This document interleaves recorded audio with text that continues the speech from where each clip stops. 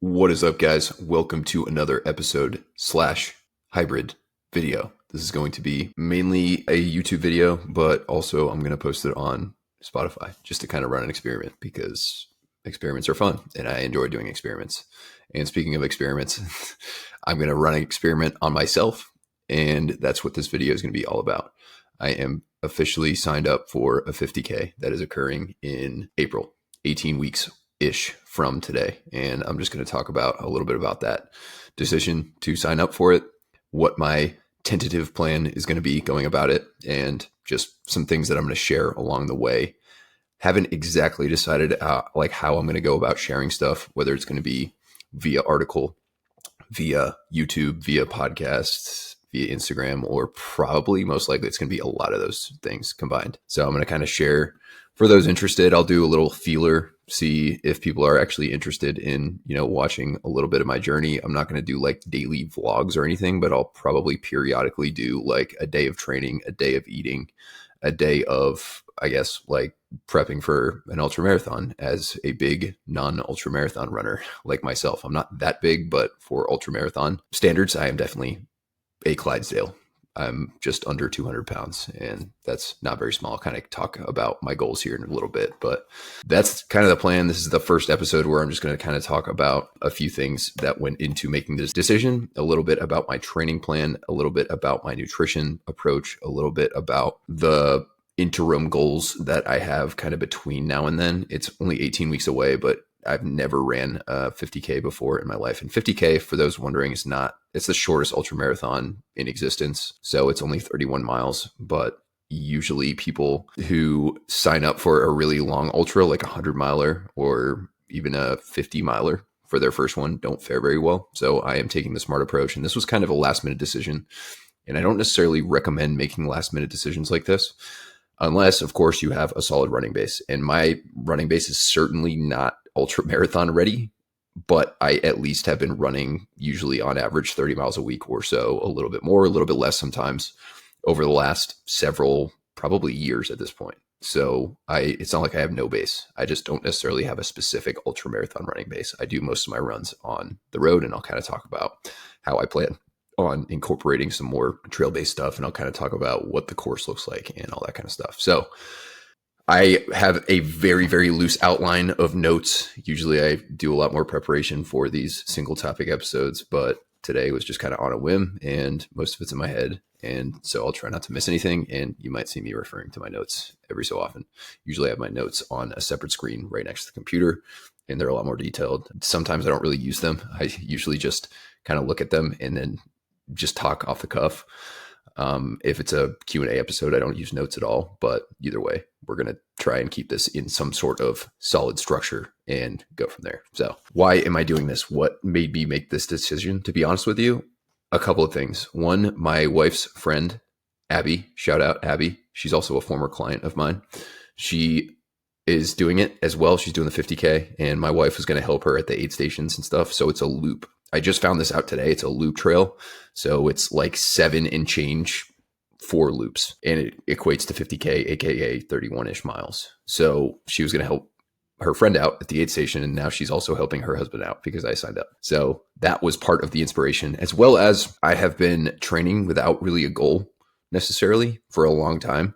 I kind of just enjoy training, and I like being someone who looks fit and walks the walk for my clients and feels fit. I feel good. It really enhances my life considerably. So I lift weights 3 to 4 days a week, and I run, like I said, 25, 30, sometimes 35 miles a week. And I enjoy that. But I figured it was time to actually train for something, especially something that's going to put me outside my comfort zone. And this will be it. So I signed up for this 50K. The nice thing about it is about 15 minutes away from my house. So I can go actually train on the trail. I've ran the trail several times before, probably not the exact loop, but I have ran at this place several times before. I used to live a lot closer to it when I was living in Southern Pines. Now I live like 15 minutes away. So that's another advantage. Another advantage is that it's in April, and the weather in April, although it might be rainy, it's actually pretty bearable here in North Carolina. It's not crazy, crazy hot. So, well, usually not. So hopefully that's the case. But the downside to that is I'll have to train over the wintertime, which honestly, I think that's an advantage because I really look forward to going and training in shitty weather, whereas not everyone does. So I will usually do that. I will, however, do some of my runs on treadmill.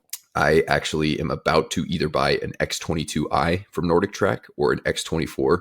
They are both in my cart right now, and I'm going to read some more reviews after this and make the decision from there. They're pretty similar. The X24 is the newer version, and yeah, they both look really nice. I will probably do an episode in the future just to kind of talk more about the treadmill once it arrives and just kind of go over some pros and cons. I'll probably just do a whole treadmill episode, like pros and cons of using a treadmill, limitations, advantages, etc. But I'll do most of my training outside unless the weather is atrocious and it wouldn't be very smart for me to do it outside, or I need to do some specific speed work. Not that I'm going to be doing a ton of speed work, but I'm still going to do a little bit of speed work. I'll talk about my goals here in a little bit. So that is kind of what's going down with a race and a little bit about why I'm doing it. As for whether I'm qualified to prep for and or do an ultra marathon, kind of. I have an extensive endurance background, but not really competitive endurance background. I've literally done, as an adult, I've done one race, and it was a half marathon back in 2017-ish, which I did pretty much with minimal training for the actual half marathon. I was in pretty damn good shape because I was training. I was probably 6 months out or so from Delta selection. So I was in pretty damn good rucking shape, and I was doing a decent amount of running, but I was definitely not in half marathon shape. But I did pretty well. I was probably 185-ish pounds, so about 10 pounds lighter than I am now.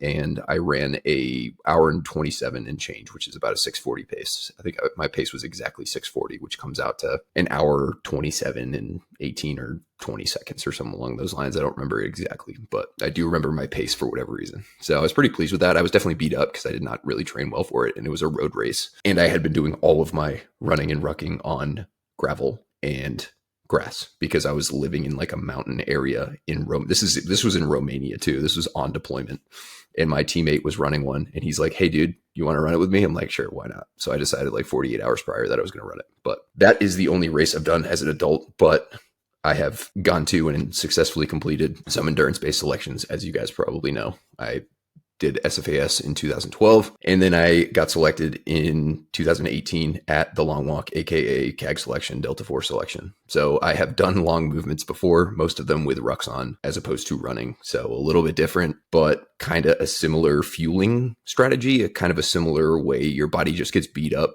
towards the end. Longest ruck I've ever done is 40 miles, but that was at the end of 3.5 straight weeks of just long ass rucking every single day.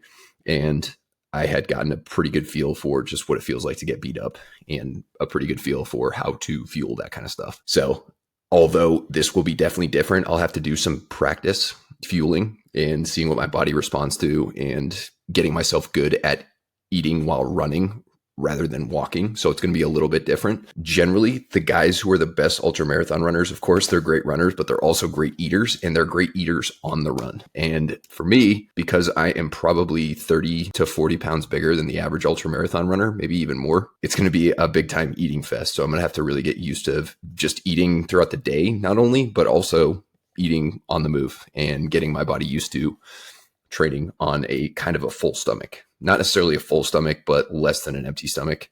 Less than basically I'm used to eating some candy or some gels, and that's going to be definitely part of the plan, but I'm also probably going to have to eat some real food as we go. Although 31 miles is probably not quite necessary for me to eat like actual meals and protein and stuff like that. If my goal is optimal performance, I might have a little bit, maybe some amino acids or something along those lines. And I'll do some episodes as we go about supplementation and kind of some fueling strategies that I'm using if you guys are interested in that kind of stuff.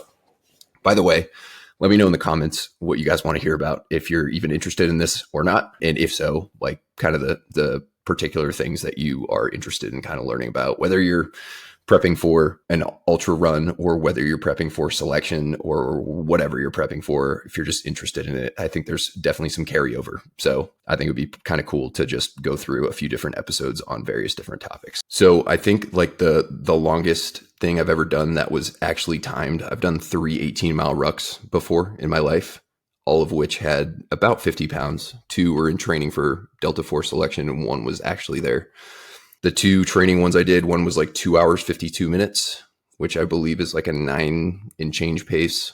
One was 2 hours and 44 minutes, which I think is a slightly sub 9. It might be right around 9. And then one was the 18 miler actually there. I don't know my exact time just because I had a Timex watch, and it was, you had to stop and get weighed and refill and stuff like that. But it was somewhere under 240. It was about 237 and change.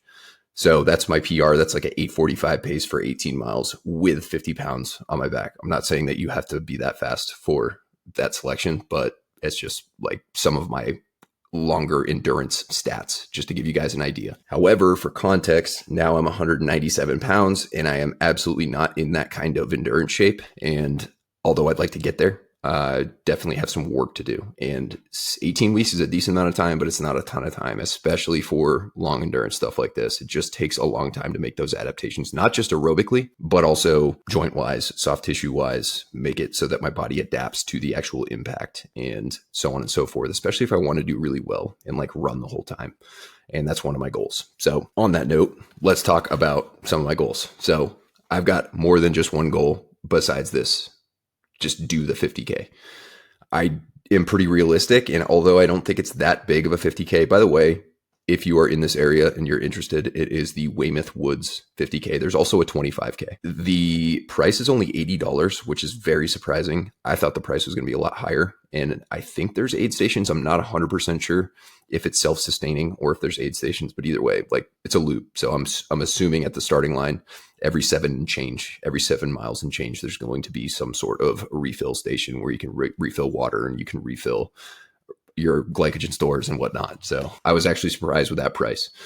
But either way, my goals are to, 1, finish it in a respectable manner. I think I looked at some of the stats off the top of my head. I can't remember the exact finishing times, but I want to say like the last few years, the winner was in like the 4.5 hour range, which I think is like a little over a 9-minute pace, which, you know, I don't think I'm going to be able to do, but I don't think I'm going to be that far back in the pack. But I also just don't think there's going to be a lot of people there. So there might not be much competition. However, there are quite a few people signed up already and it's 4 months away. So we'll see what happens.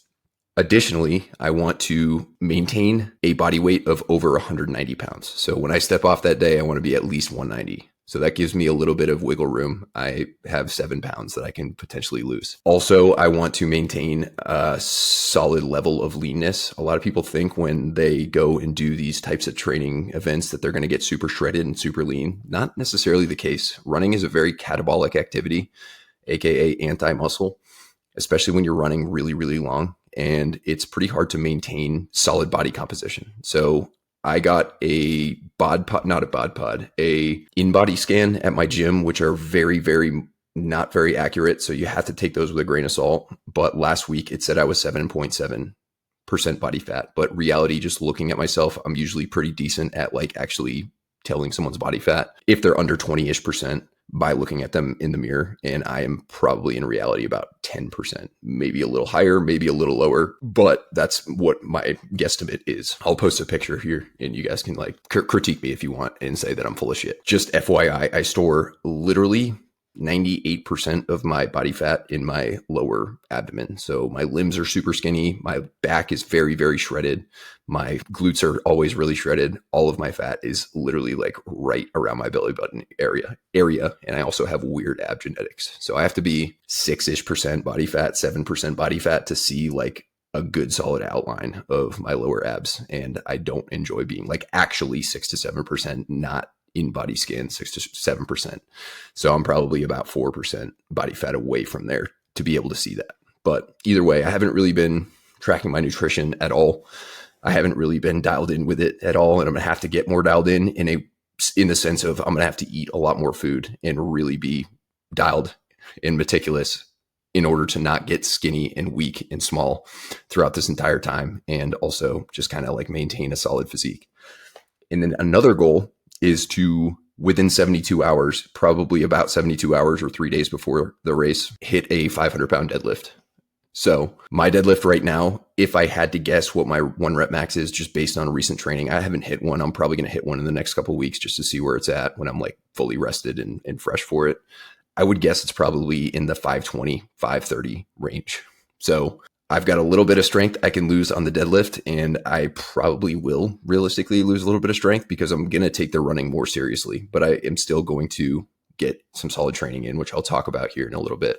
So additionally, between now and then, I also want to hit some interim tune-up races. Most likely I'm going to be hitting, there's a 20 miler, I think in February, that my friend who I'm doing this race with is running.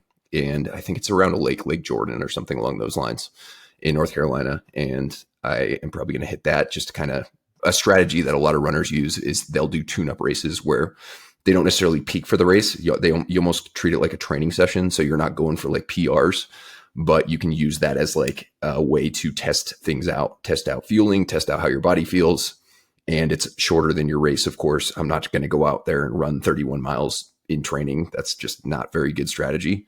But I'm going to run a few of those as the months progress. And then finally, late January, I think the week of January 22nd-ish, I planned this out when I did a spreadsheet a little bit earlier, but I think it's that week. I'm going to hit a 5-mile time trial, and I'd like to be in the 32:30 range. Right now, I'm probably in the 33:30 range. But again, I haven't hit a 5-mile time trial in a while, and I probably won't hit a 5-mile time trial until then. So pretty much my next month, 6 weeks or so of training is going to be absolutely focused on building that base and getting more trail running in and kind of getting some new gear, some new shoes, some new ultra running things and building that mileage up. But also I'm going to continue doing some speed and threshold work on the road with my super shoes on to still maintain that road ability and that top end speed. And I'm still going to continue doing that stuff as I get closer to the marathon, the ultra, but it's going to be a little bit less. And it's going to be a lot more focused on more moderate duration and long runs, most of it which will occur in the woods, either on the trail that I'm actually doing it, or I've got a few other trails around that I'm going to go and run. As far as I know, unless I completely missed something when I used to run out there, the elevation change is not that much. Really, it's just like running through pines, a little bit of rolling hills, some roots, some pine needles, some sand. But luckily, it should be mostly in the shade, which is nice. And the elevation is not going to be anything too crazy. So I'll still do some hill work just due to the low impact component. And it allows you to go pretty hard on your threshold work and your repeats and things like that, but without beating you up quite as much. So the sheer mileage, even though a lot of the training I'm going to be doing over the next few months, most of that's going to be on softer surfaces in the woods on trails. It's still a lot of mileage, and it's still going to be a kind of a high mileage spike over the next few months. So I want to try and maintain longevity and not beat myself up too much in training just because I'm getting old. I'm not that old. I'm definitely not old for ultra running sense, but I also am, again, much heavier than most ultra runners. And I want to stay that way, give or take. So that is kind of like my overall mindset towards it. One little caveat is I reached out to a coach, Alec Blennis. Some of you guys have probably heard of Alec Blennis. If you haven't, he's an amazing person to follow on social media. He's got great memes, but he's also incredibly smart. He's like a pretty legendary hybrid athlete. So if I were just training for the ultra and I didn't really care about lifting, I'd probably seek out another coach, like a ultra running coach, a specific one. But I seeked him out because he does that a lot, and he does that with a lot of clients, and he's strong as fuck. He's incredibly strong and also a great, not great, but like all things considered, he's a top notch hybrid athlete and a hybrid coach. So like most coaches, he has a wait list. So I haven't heard back from him. I hit him up like 2 days ago, and I'm waiting to hear back from him. For now, I'm just going to self-sustain it, do my own training plan. But the reason I'm outsourcing my training is a couple things, but mostly it is I do a lot of programming all the time for all of my clients and all the people in my group coaching programs and all of my PDF programs. Basically, I do it all day long, and I want to outsource it, just kind of take that burden off myself for programming for myself. Also, I'm not my best client. I'm a much better coach to other people than I am a client to myself.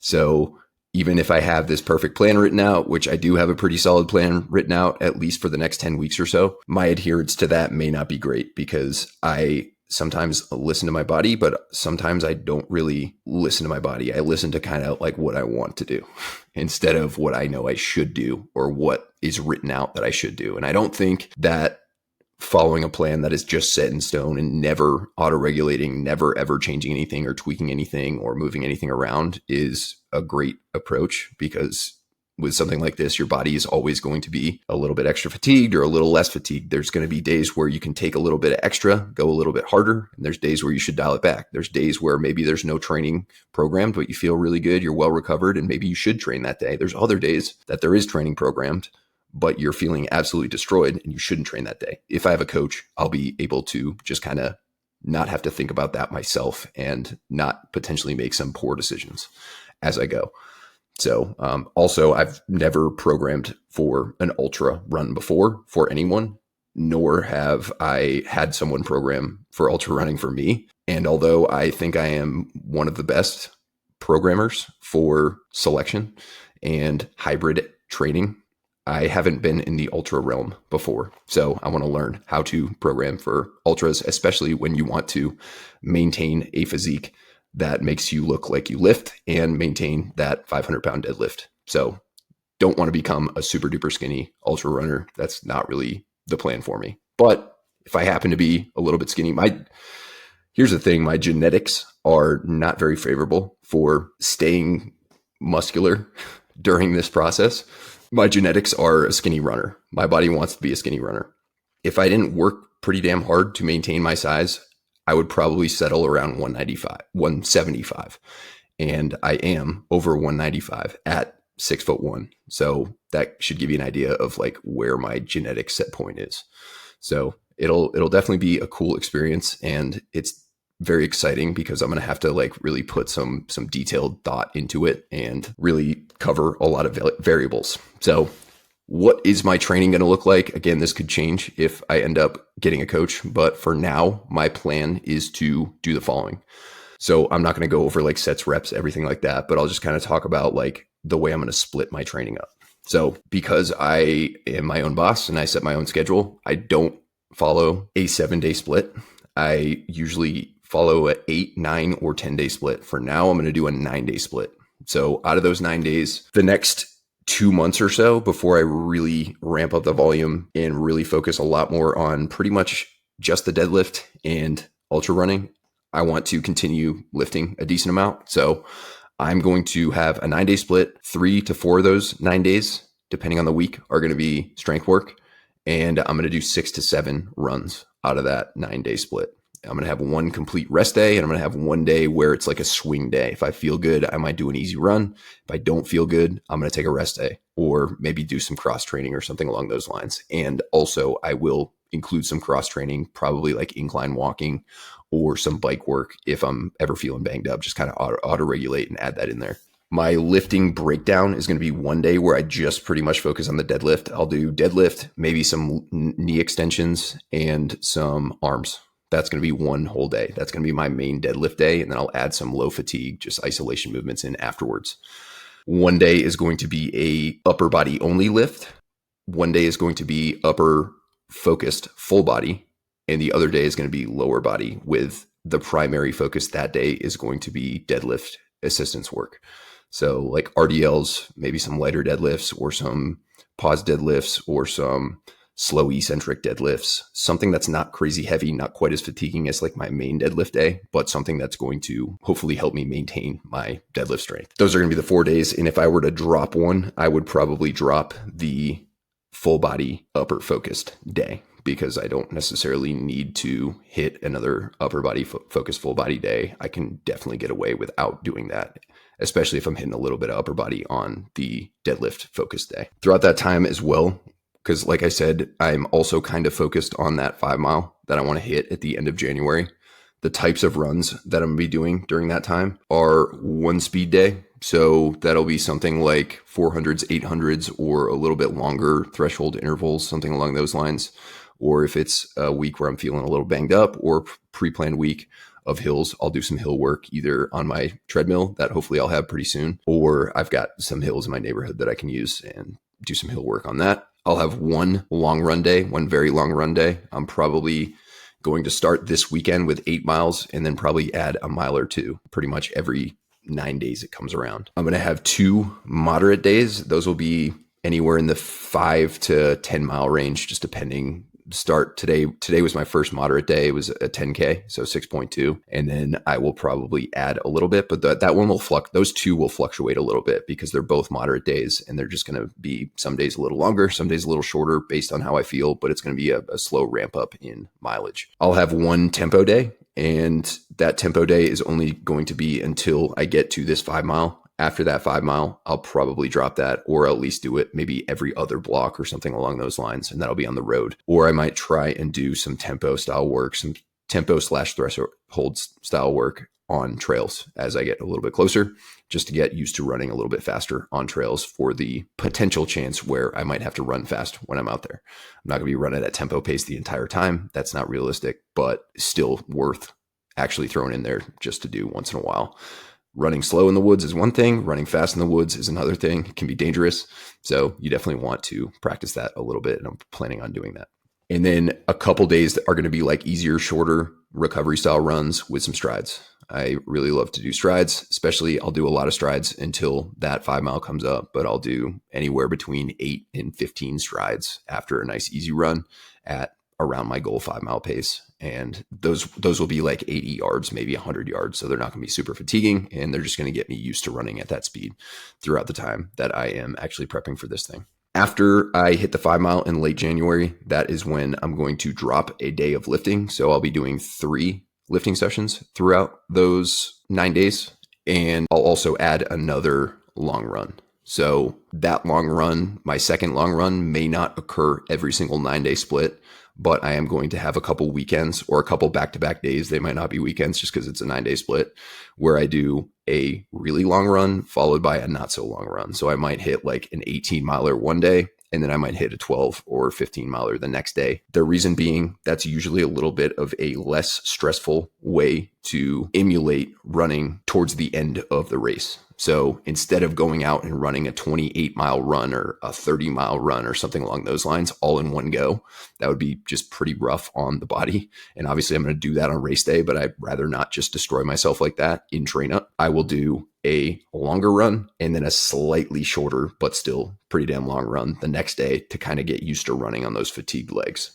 And then another thing I'm going to implement sometimes occasionally is just kind of pre-fatiguing myself before I go out on these runs, especially in the woods. I'll do like 100 steps of body weight walking lunges and then hop into my run. And then maybe like 2 or 3 times on the run, I'll stop and do a bunch of lunges or squats just to kind of get that fatigue and experience what it feels like, but also in a way that doesn't require me to run extra miles to get that fatigue. Lunges are totally different. They're not going to make me a superstar runner, but they can still pre-fatigue my legs and get me better at running on fatigued legs, which is obviously going to be important at some point. And then throughout this time also, I am going to be experimenting with a couple different shoes. I am probably today or tomorrow going to go into town and get probably 2 pairs of trail shoes. I've already got two nice pairs of road shoes. Well, 3 nice pairs of road shoes. One is a little bit old, but I've been running on the Hoka Mach 6s for a while. Those are probably overdue to be changed out, but I've got Glycerin 21s that I do for road stuff. I also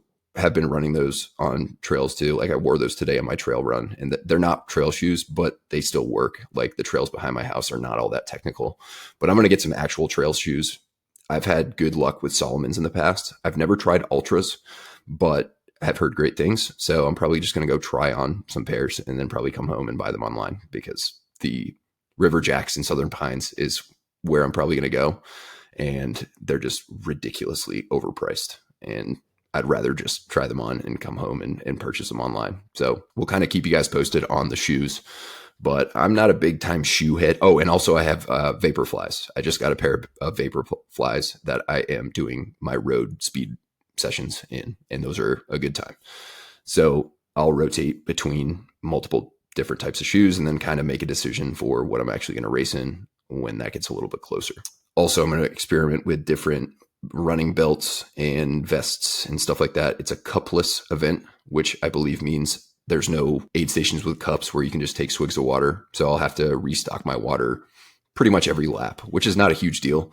It's only 7 miles and change. So it's not like I'm going to have to bring like a massive camelback or anything like that. I'll probably be able to get by with, I'll definitely have to do these calculations beforehand. And I haven't gotten to that point yet, but I'll probably be able to bring like 2 water bottles on my chest right here with electrolytes and carbohydrates. And then I'll also experiment throughout this time with different fuel sources, as well as different ways to avoid chafing, as well as different types of clothes that I'm probably going to wear. I would love to just run most of it with shorts on and no shirt. That would be awesome, but we'll kind of see what the weather looks like when we get there, as well as what the conditions are like. And I will definitely do some reading up on what are some good things and not so good things to run on.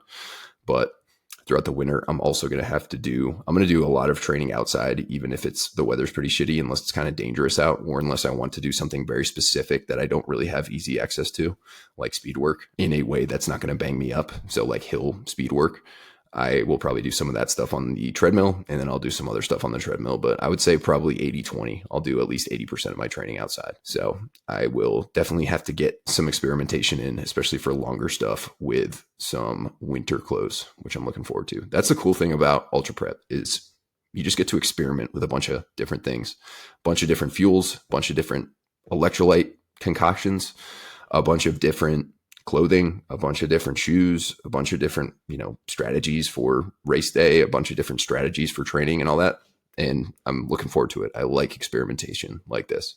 So that is why I'm super excited about doing this. So nutrition wise, again, I mentioned earlier, I'm not tracking my nutrition at all, but I am probably going to start tracking my nutrition if I start to lose weight. So I have spent cumulative probably close to 3 years of my life tracking my nutrition, not all in a row, but just I have that experience. So I can eat pretty intuitively and maintain my weight, but that is also not while I'm prepping for an ultra marathon. So it might be a little more difficult. I might have to get more meticulous with it. And if I start to see that I'm losing weight, or if I'm not performing very well in my training sessions, then I'll start tracking. What I'm doing now, usually on a low day where I'm not really training much, it's probably going to be in the 3,500 to 3,800 calorie range. On a single session training day, that's either just a lift and maybe a short run, or just a short to moderate run, I'll probably eat 4,000 to 4,200 calories per day. And on a high day, like if I'm doing a super long run, or if I train one day and I'm going into a long run the next day, I'll probably be in the 5,000 calorie range. Throughout this time too, I'm also going to deliberately try and reduce my other steps besides running. Obviously, I have dogs, and if you don't walk your dogs, I think you guys know my opinion on people who don't walk their dogs. So I'm still going to walk my dogs, but I also probably won't go out on as many walks, like longer walks and stuff like that. I'll probably do most of that stuff. We'll be running just so I don't average 35,000 steps per day, because you definitely can go overboard with walking if you're also doing a ton of running. Mileage wise, like I said, I was around 30 miles a week, and I'm most likely going to probably get up into the 65 to 75 miles per week range, maybe with a couple of higher weeks than that. But again, that's kind of going to be by feel, and it'll be a tentative thing. And I'm not trying to win this thing, so I don't think I need to be running 100 plus miles a week. But I do think that anywhere below 50 or 60 might be a little bit too little, just adaptation wise, getting used to that type of pounding on my joints and my structure. I'd like to get up to pretty high. So I'll probably follow a 8 to 10% rule here to start out. Most of my running is going to be duration based, other than my speed work. But like after the fact, I'm going to look at my weekly mileage and just make sure it's continuing to climb on my Garmin data. So that is kind of the goal. I definitely plan on, as I go, giving you guys some updates. Again, if you guys are interested in something specific, leave it in the comments. But yeah, looking forward to it. Should be a really cool experience. And I figured, why not share some of the journey with you guys? I don't have a camera crew or a film crew. I don't have an editing crew.